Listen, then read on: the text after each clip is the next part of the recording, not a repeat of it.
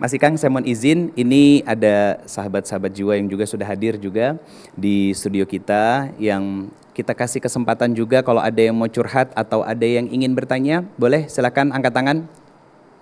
Oke, silakan Mbak. Assalamualaikum warahmatullahi wabarakatuh, Ustadz. Waalaikumsalam warahmatullahi wabarakatuh. Nama saya Nur Laila.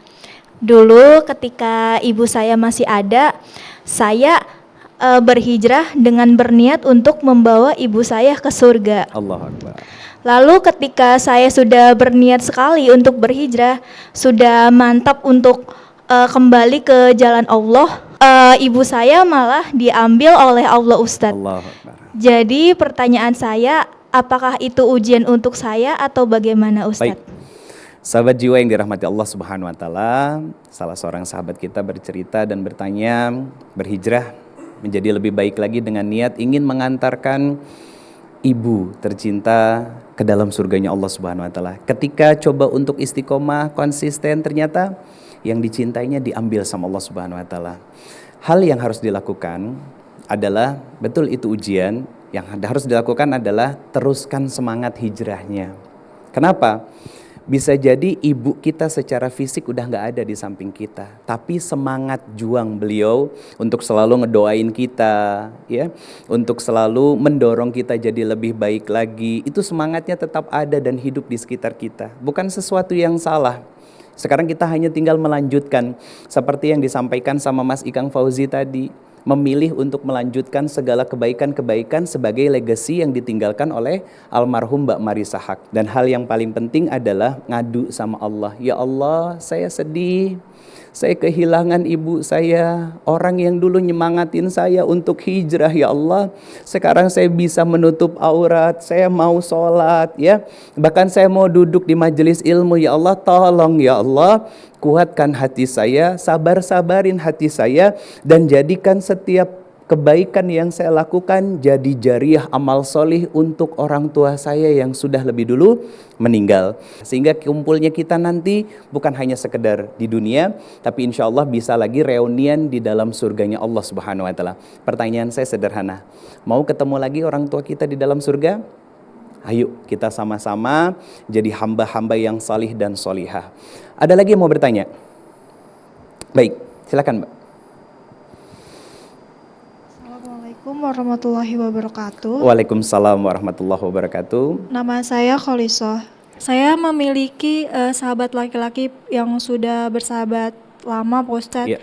Sudah bertahun-tahun, kemudian keluarga juga sudah menganggap sahabat saya ini sebagai keluarga. Yeah. Akan tetapi sahabat saya ini memutuskan untuk menikah dengan orang lain.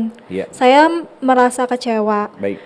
Pertanyaannya, bagaimana cara menerima secara ikhlas dari takdir tersebut, kemudian apakah diperbolehkan perempuan mengungkapkan atau menyatakan terlebih dahulu kepada laki-laki? Oke, Masya Allah. Apakah perempuan boleh mengungkapkan lebih dulu perasaannya kepada laki-laki? Jawabannya boleh. Tapi kita juga harus siap secara mental. Apa? Ketika ternyata si laki-laki ini hanya menganggap kita orang lain dan biasa aja. Artinya harus siap. Kita ditolak. Tapi bukan berarti itu sebagai sesuatu yang menakutkan buat kita. Enggak. Artinya begini.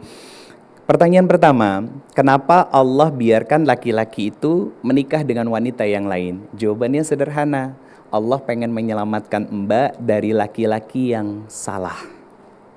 Betul? Jangankan yang hanya berteman, yang sudah tunangan, ya kan, sampai hampir menikah, gagal nikah pun ada. Mungkin ada perasaan kita marah, perasaan kita sedih, ya, perasaan kita kecewa, itu manusiawi. Yang paling penting jangan sampai rasa kecewa, sedih dan sakit hati kita membuat kita semakin tenggelam dalam emosi yang tersimpan dalam jiwa kita, akhirnya muncul dendam. Hati kita jadi gelisah karena kita sudah bermaksiat kepada Allah, terlalu mencintai manusia, akhirnya disentil sama Allah Subhanahu wa taala. Kenapa? Karena hati kita hanya cukup untuk Allah saja yang menempatinya. Artinya ini juga jadi pelajaran seperti yang diceritakan sama Mas Ikang tadi. Saya terlalu cinta dulu Ustadz, sehingga disentil sama Allah Subhanahu wa taala, diambil beliau. Tapi alhamdulillah kulihal, ternyata legacy dan kebaikan yang ditinggalkan oleh almarhum Mbak Marisa Haq itu menjadi lentera yang membimbing Mas Ikang menuju jalan-jalan yang Allah ridhoi. Ini juga bisa jadi pelajaran buat kita semuanya. Mbak, jangan ngerasa patah dan gagal. Kenapa? Kita harus terus move on, move up, karena semua terjadi dengan takdir Allah, izin Allah. Ingat tadi apa? Ketika sedih jangan berlebihan, ketika bahagia jangan lupa bersyukur dan berterima kasih kepada Allah yang sudah menghadirkan segala kebahagiaan dalam hidup kita. Karena manusia itu logikanya sangat sempit sekali. Terbatas. Tapi logika Allah tuh maha dahsyat. Allahu Akbar. Ya, karena saya nggak tahu, jadi saya terpedaya, saya sedih, saya merasa teraniaya gitu. Yeah. Tapi di balik itu semua sebenarnya tujuannya adalah baik. Itu dulu.